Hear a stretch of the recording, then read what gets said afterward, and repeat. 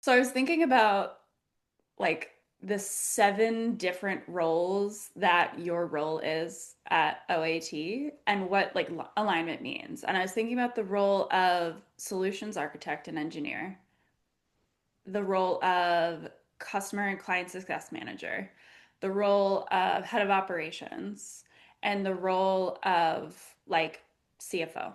Those feel like very disparate things. Mm. But if I put all of those things together, I would be like, that is alignment. That's truly alignment. And that is your actual job amongst the many jobs that you have at of all trades. And so, hi, Kels.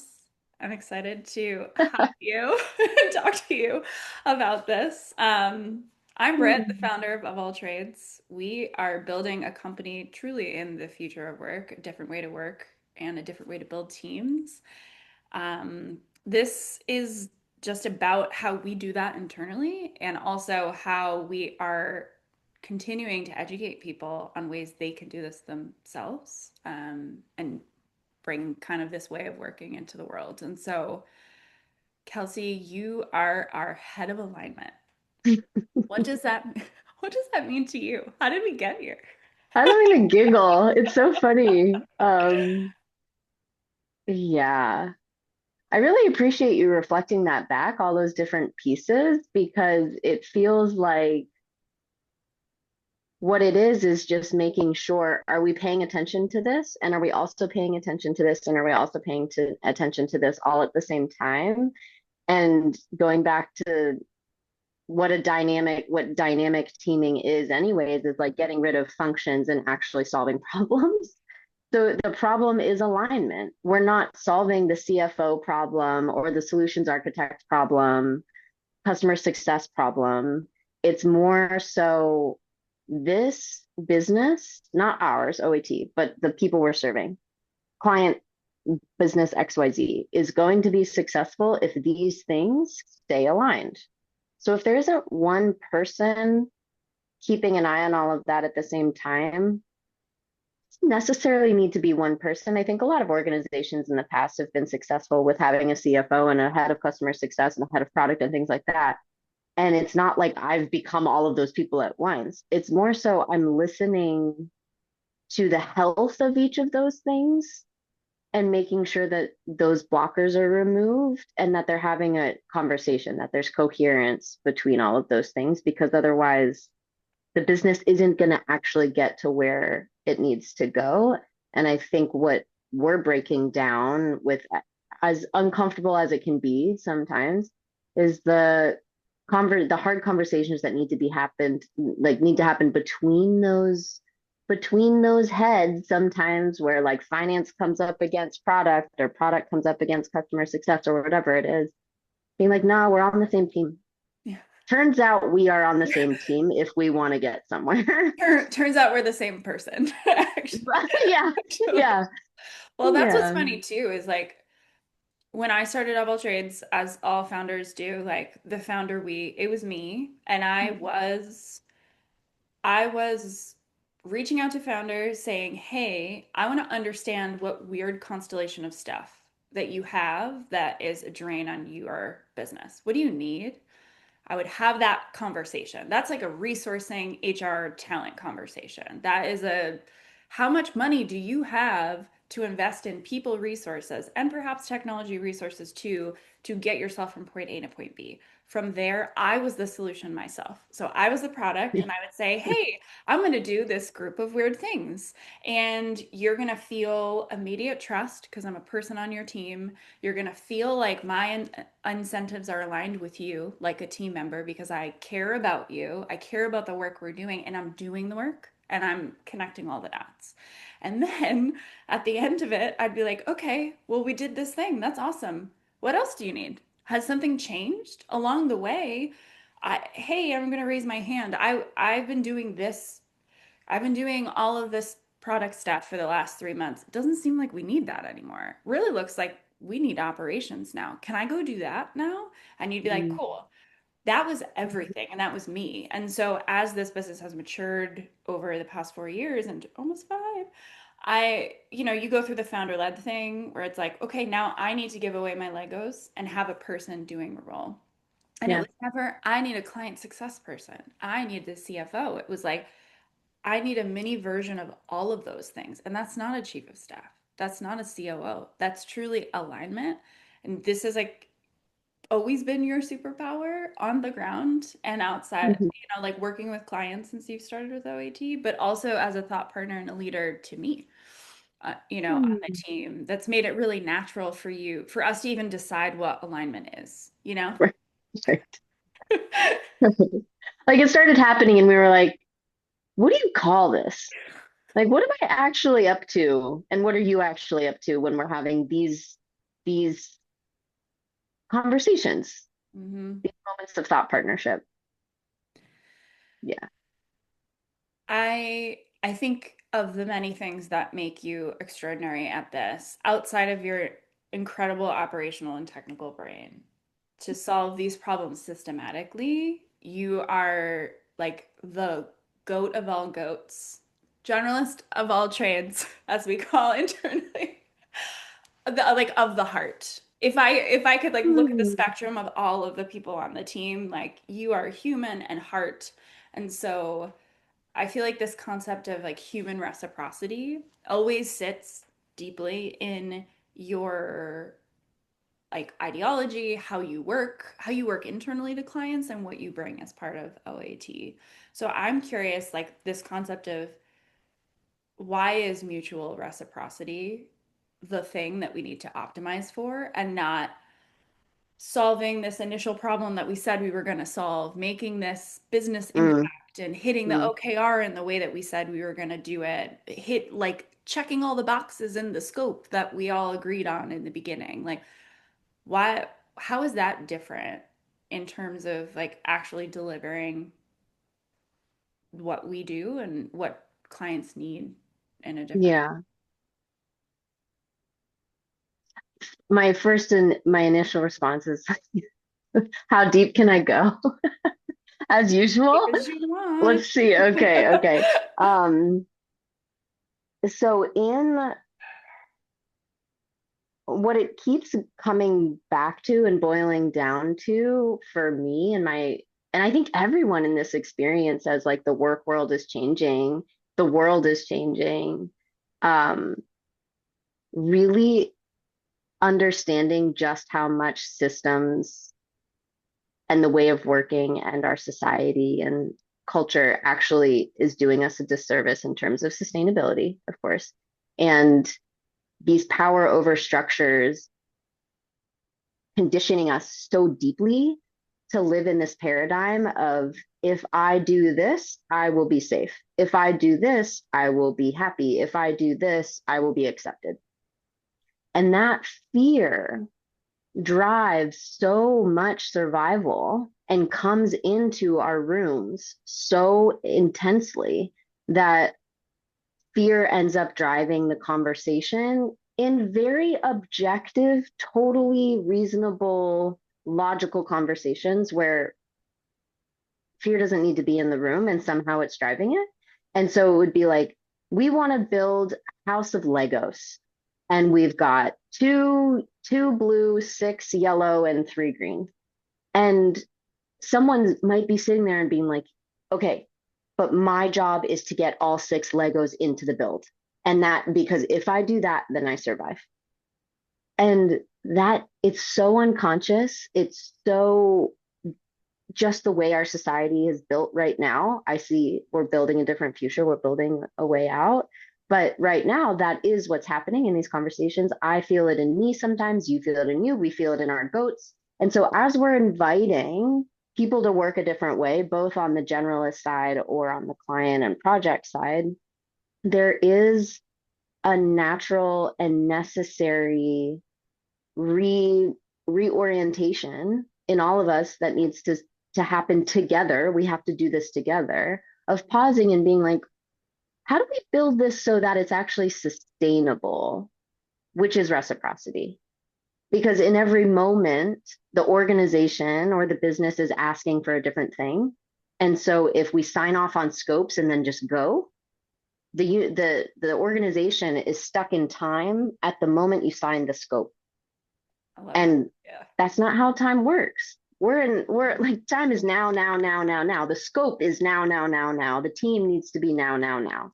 Not we agreed to this and it's some 2 year agreement and you're stuck in it. And let's all just work in this like, well, now I have to put keys to a keyboard because I said I would 12 months ago and you agreed to pay me this much. Like that's not actual reciprocity. That's not actual sustainable systems. That's not actual growth and organic. Like we want businesses to actually succeed, I think is the like secret we look Yeah. for. Like I genuinely want you to succeed. I don't want you to hit a revenue goal. That's different. That is it's so different. It's because to get there, it's aligning to the process versus the outcome. And Hmm. we are very reactive in terms of how we build our organization structures, about how we set a scope. Like we're told a thing, we're reacting to that thing. We're reacting to a goal as opposed to saying the outcome might not be the revenue dollar. Like let's let's go a few levels deeper to that. The outcome is to be a successful business. We go further. In order to go backwards, the process needs to change over time. The people need Yes. to change over time. That is dynamic teaming, is just showing up to that change and not being afraid of it and giving more resources and levers to make those changes along the way. But the only way you know how to make those changes is if you create a system that allows for natural realignment. Yes. Realignment of tools, realignment of people, realignment around incentives, Hmm. realignment that pushes past those fears and actually moves people in the right direction, you know? Hmm. That's interesting. The word incentives. Why? I don't know. We haven't used that word in a long time.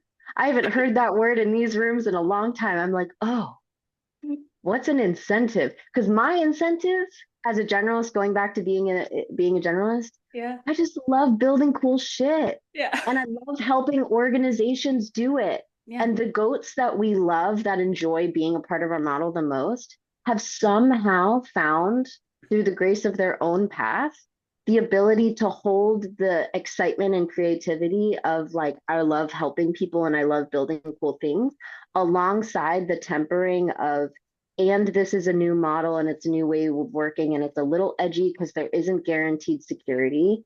But the truth is that guaranteed security was never actually guaranteed anyways, because at the cost of my own creativity, at the cost of my own expansion, I'm tied to a desk, I'm tied to this salary agreement, I'm tied to this incentive plan.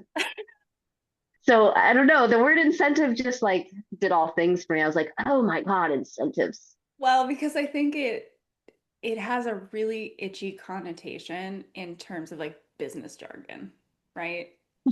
And I think we're decoupling it from business Yeah. jargon and incentive incentivization. That's not the word.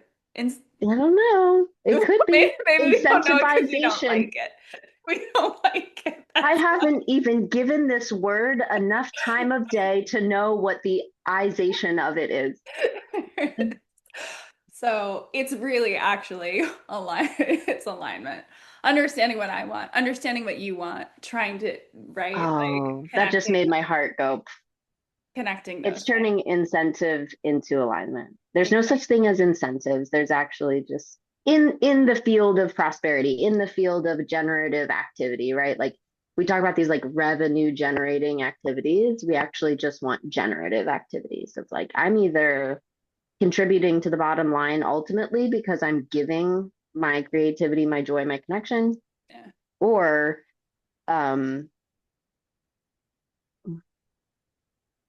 no, my mind just went like basically just these, yeah, because I got caught up in the like revenue generating activities being something that I'm not actually against. Like Mhm. ultimately, and I think that's the part of the Totally. alignment conversation is like when we get fear out of the room and we all agree that we're here to stay aligned, not because we're incentivized, that's when revenue generating activities actually, there's a neutral feeling around them. It's like, well, I should probably send those like the goal this week is to send 5 emails. The goal this week is to onboard 3 customers. Totally neutral because it's coming from a place of alignment, not from I'm incentivized that if I do that, I get a dollar amount or whatever. It is really important to note that I think, we're using these very like, heart-centered words about alignment. Like we are helping businesses and the system, like the the resourcing around that is money. And so Hmm. it, Hmm. oftentimes I just had a call with a founder today that was like, tell me about your tiered model. Like, tell me about the tiers and how much I'm gonna pay based on the tiers. And I was like, I can, but let's go like you are a unique flower. Like let's actually remove ourselves from that. I'm not going to just spit out a number to you. We have a very intelligent operating system that we have built for internal alignment that connects the financial needs of the generalist to the needs of all trades to be operating and building this business to the needs of lots of different types of companies, early stage startups that never could afford talent like this, small nonprofits that never could afford to have a model like this. We've done it. And so like don't ask about a tiered model, like come in and let us understand your financial resourcing. Let Yeah. us help you understand that and then connect you to the right human and the right technology. Like what is the mini system we can create as part of our system?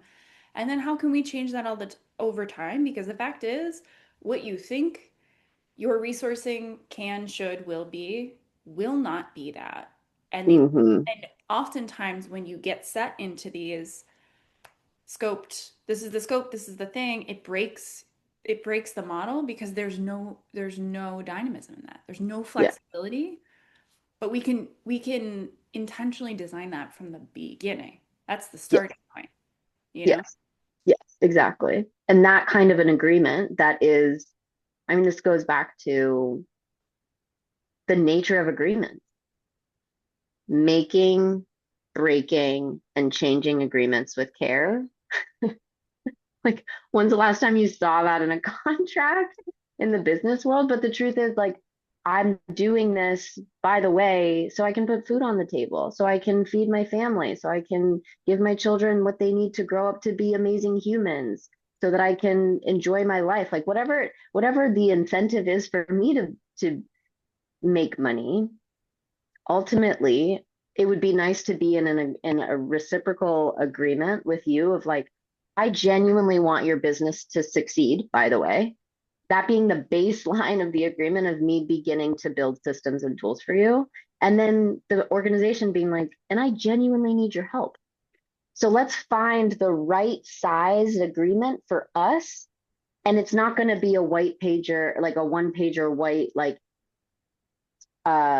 here's our 3 tiers, here's the ranges, choose it from a menu situation because it's two different, it's a unique organization with a unique individual. Each of them have different needs and skill set.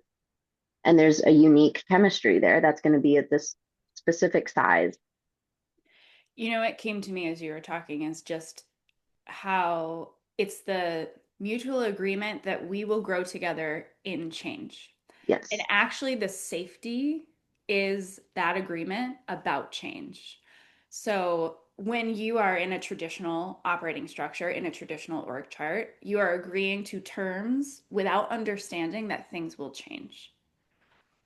That's where people get stuck is they're so because obviously as humans we're reticent to change, we're so afraid of it, as opposed to we are creating an operating system where change is not only like welcomed, it's inherent to the model. And that ultimately makes it feel much more stable because everybody's agreed that things are going to change and that we will support each other through that change over time, Yep.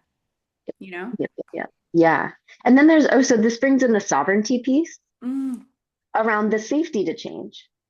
So in reciprocity, there also has to be sovereignty of like, we're making an agreement where if things change and your needs change, my commitment is to mutual reciprocity and mutual sovereignty at the same time.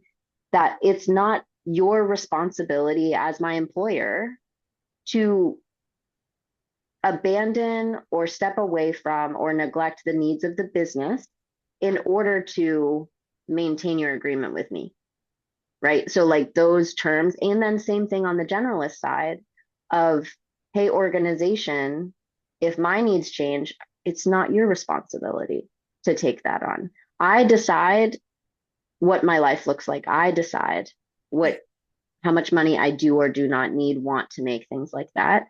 And then I go and find the people or the agreements that serve that. And that's that's my decision. totally. And that's the magic of this as a model. It's an internal operating system. Like this Oh my way God. of dynamic teaming is it's it's a methodology we've learned and like built over time that people can do on their own.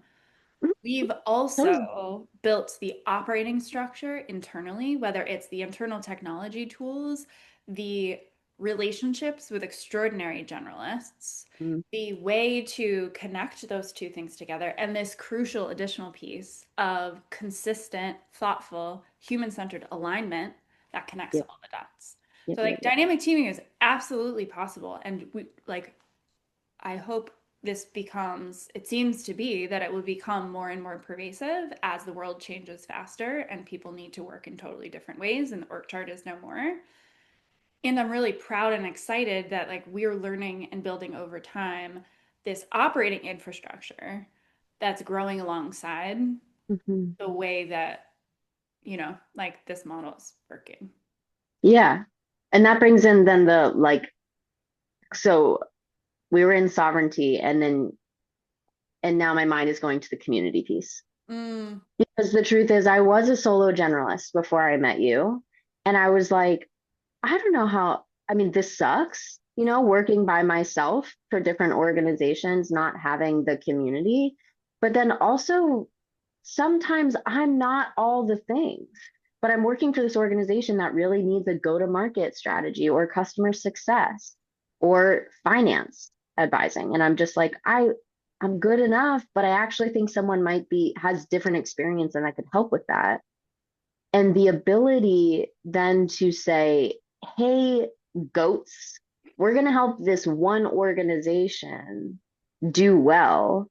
And it's like, okay, then let's get a cocktail together of like Stephen, Kelsey, Alexis, Mart, Andrew, and give them what they need at the right time, at the right scale.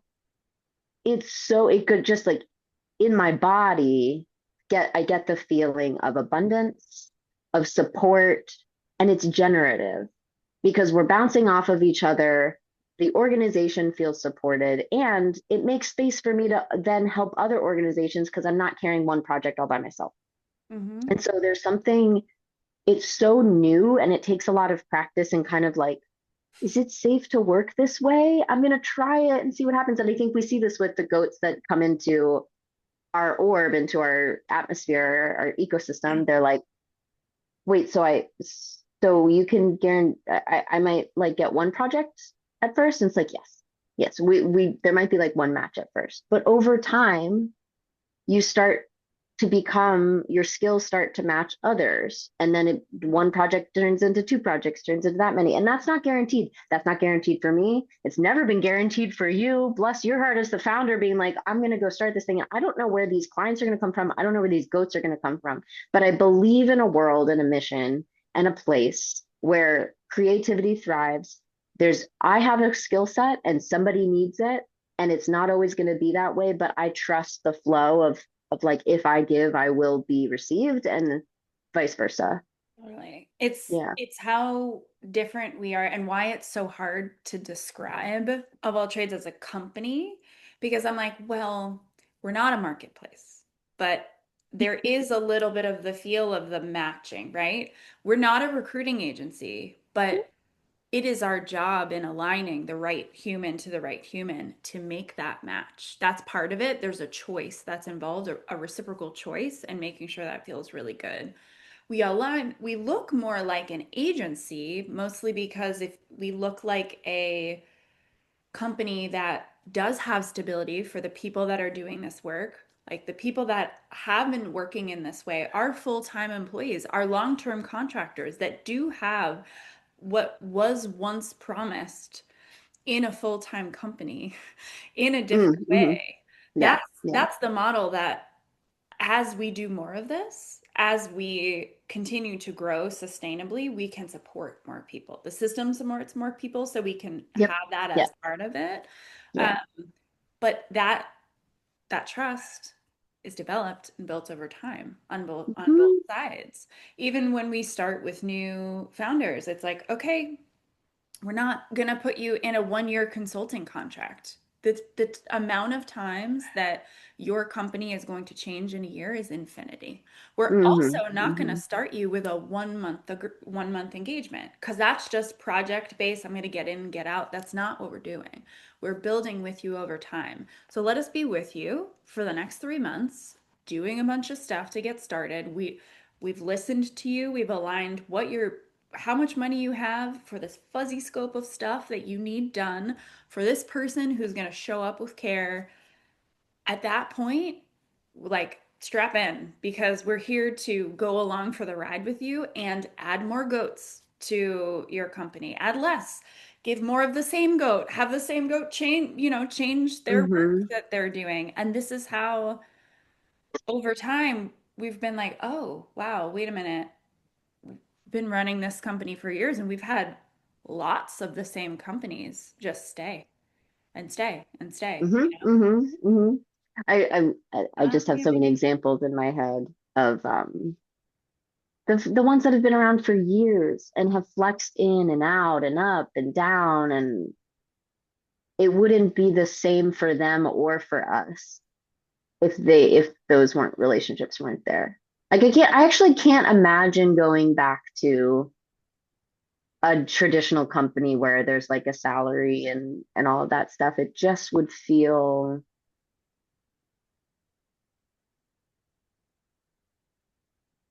there'd be some emptiness Hmm.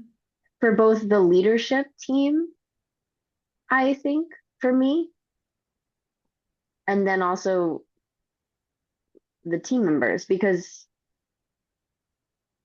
is anyone in the agreements that exist is like, is anyone there to genuinely help you? Or are they there in exchange for benefits and a salary and security? It is an exchange, but the exchange, I will say,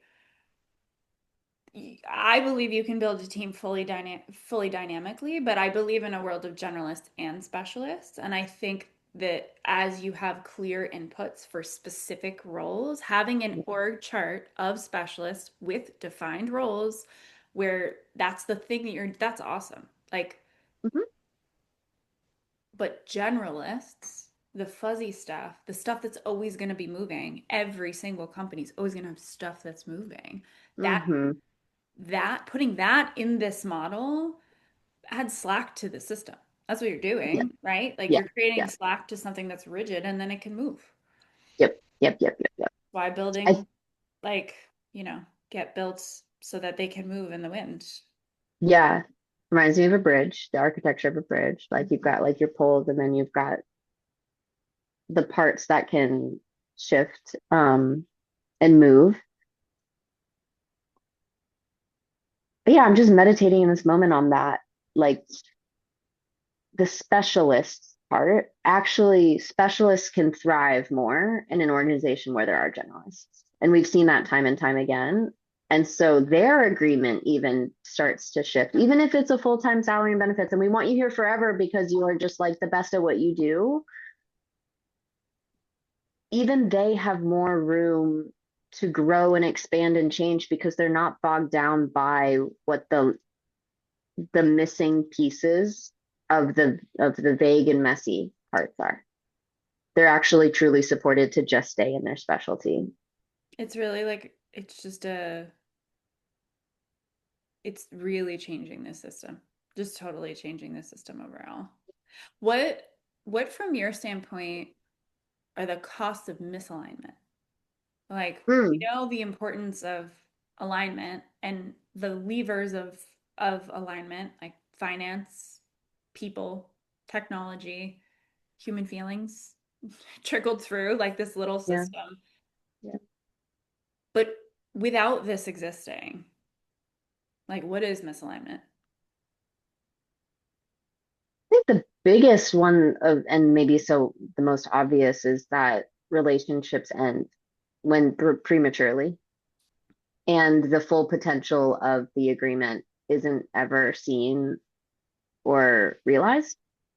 Um, and it allows fear to win. Like fear wins when there's no alignment, because typically, if fear is driving, it has an end date. It's not going to continue being generative. Anything that where fear drives. Yeah.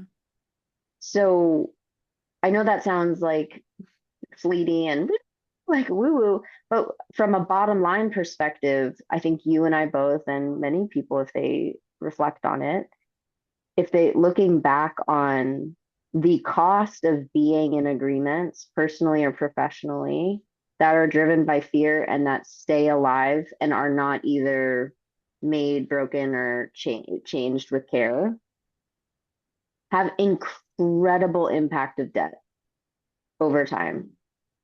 Um, Namely, someone staying in a position doing the same thing over and over again, but never actually compounding their impact on the organization, from Mm. one, to continually saying, we don't have the money to invest in operations, but you're spending hours on your operations, and the souls are slowly draining Yeah. out of the people that have to do those tasks. Yeah. It's a fear-based decision. Not to say that like you should just put all your money into operations, it's going to solve things overnight, but there is a thoughtful, one of the things that one of the many things at OAT, that one of our actual like think soft skills that we reflect on weekly is willingness to abandon what's not working. And that every week, that's one of the things we reflect on. It's like this week I was willing to abandon something that's not working. I just think that that is the core of alignment. And half the time, if we're not willing to do that, then there isn't even the idea that something else might work. Mm. Yeah. It's like the learning and the unlearning. The Yeah, unlearning be as important as learning. yeah. Well, you and I can talk about this for literally ever, but in closing, what where do you see sort of like the future of alignment? Because this is something that's developed naturally, organically, thoughtfully into a role for you and the way that we're providing value to the clients that we serve. But as this conceptually continues to grow, like what do you see, what do you feel for what alignment means for people in the future of work? Such an important question to me. Can you hear Murphy barking? Really? Wow, these headphones are amazing. Um, it's such an important question to me because I genuinely believe that it's the missing piece of liberation, Mm. of like the workforce, Yeah. of people that feel they can't afford to give their gifts in the world. They can't afford to leave the full-time job. They can't afford to hire good talent if they're building a really important nonprofit small business. They're following their dreams, but they don't feel supported. It's just this mutual, it's like this separation piece of I have to do this on my own. No, you don't. But also you have needs. Like both are true. And if there isn't more more prioritization around this role of alignment, and I don't think that it's not like there's I think it's a skill and a gift just like any other skill Totally. or asset. It's just that this role doesn't exist because dynamic teaming doesn't exist yet, but it's going to need to be a key part. And and it's almost like if that role existed, more people would feel more supported and see the reality of another way of working. But without that role existing, like it's a little, it is, their risk is high because no one actually has your back. Alignment genuinely has your back, genuinely wants you to be successful, genuinely wants the generalist to succeed, and genuinely wants the company to succeed. Yeah. That's the I feel like in the early days of OAT, I used to use the branding term like operating partner, and I would bring that back to our to the founders we work with, and they'd be like, I don't know. It's like I get it, but not because it goes back to the business jargon thing. Like the words operating and partner mean its own thing, but that's really what this is like we are a company that's developed a different way of working and we care about mutual alignment and we take responsibility for the alignment when people are not sure how to do it. You can Yes. trust us to manage the alignment of these resources and you go do your thing. Like, Yeah. give your gifts. Let us help you figure it out, align those things, and bring in the right people at the right time. Mhm. And And obviously, care about all the people that are doing that work for you. right. And staying with the truth. I think that's the biggest piece that requires a little bit of soul commitment, right? Because that's the only reason these agreements that we forge work is because we're always like, what's the truth in this moment? And we have had the moments where the goat is like, the truth is, I need XYZ. And the organization being like, right now, the truth is this. And then we're like, thank God. Thank God the truth is in the room. You know that feeling when you're like, okay, well, I'm just going to try to continue to make this work because I don't know what else could work. It's like, No, oof. yeah. Yeah. And we've got that. We like honor the truth. We want to understand the truth. And once you do understand the truth, it's Yes. much easier to align all of the people and the things, you know. Yeah. Thank you, Kelsey. This is the most fun, and we should do it again sometime. I'm only laughing because the amount of time that we spend talking about this is It's just a never ends. sliver in the best way because it's working. It's working It's for so working. many people. It's really And exciting. it's really exciting. And it's like, guys, this is working. Let's keep Yeah, going. This is so cool. let's do it. Yeah. All right. Thanks, Kels. Thank you, Britt.